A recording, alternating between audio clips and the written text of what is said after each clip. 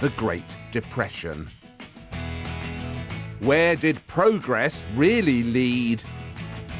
It led to this.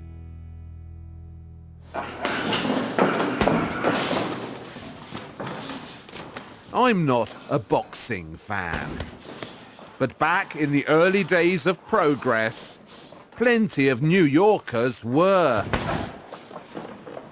Up in the sky, the city was embracing the new modernity. But down on the ground, the old brutalities were thriving. Boxing had actually been illegal in New York since 1900. But to get around the ban, fights were staged in private clubs. Saloons, basically, with a boxing ring in the back, where one guy would beat the crap out of another guy and everybody else would bet on it. Fortunately for us, a great artist was at hand to record these sleazy backroom clubbings and to witness the foreplay to the Great Depression. He looked a bit like Bing Crosby, smiley and American. But George Bellows knew darkness when he saw it. Joseph Stella and Margaret Burke White may have trusted the myth of progress, but George Bellows didn't.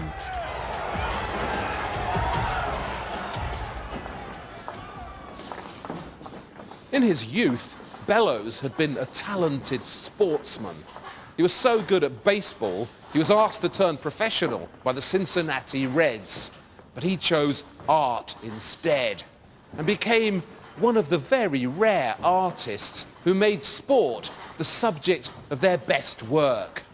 In fact, he's the only one I can think of. But Bellows's boxing pictures aren't just boxing pictures. The black heavyweight winning this savage tussle in 1909 is Jack Johnson, the first black heavyweight champion of the world. By celebrating Johnson's victory, Bellows was fighting his own brave fight against national prejudice.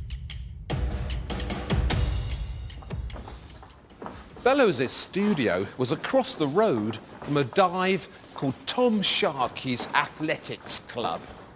What it really was a drinking den owned by a former heavyweight champ called Tom Sharkey. To fight there, you had to be a signed-up member of the athletics club. So the travelling boxers who turned up there were given temporary membership, and they were called stags. And that's why Bellows' most famous picture is called The Stag at Sharkey's. It's a scene of spotlit brutality. Two wild animals in a ring are locked in a deadly hold, like a pair of rutting stags. Bellows positions us in the audience, looking up at the fight, baying with the rest of them. Much of the paintwork is out of focus, thank God. These are not details you wish to see clearly. When Stag at Sharkey's was unveiled, one of the critics complained that Bellows had got everything wrong, that he didn't understand what was going on in the ring. "I don't know anything about boxing," Bellows replied. "I was just painting two men trying to kill each other."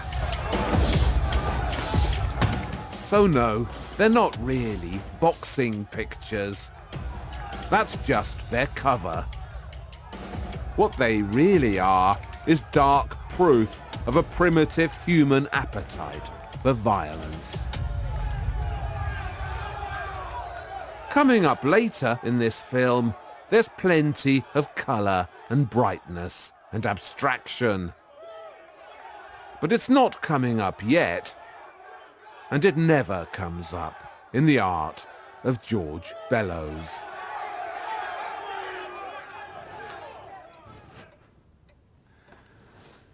You know, one of the things I like about American art is how many American artists started out as cartoonists. Bellows was a classic example. At university and in his first few jobs, he was a cartoonist. Bellows worked for a snippy socialist rag called the Masses. Here's the white contender, Jess Willard, beating the black heavyweight champ, Jack Johnson. The saviour of his race, says the caption. But he doesn't look like a saviour to me. That sarky thing, that instinct for wisecracks, that's an American thing. You see it in Bellows' paintings too.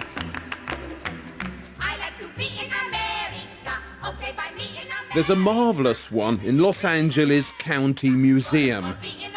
A view of a crowded New York tenement, which he called the Cliff Dwellers. In the modern city, the poor and the disadvantaged were now living like prehistoric troglodytes.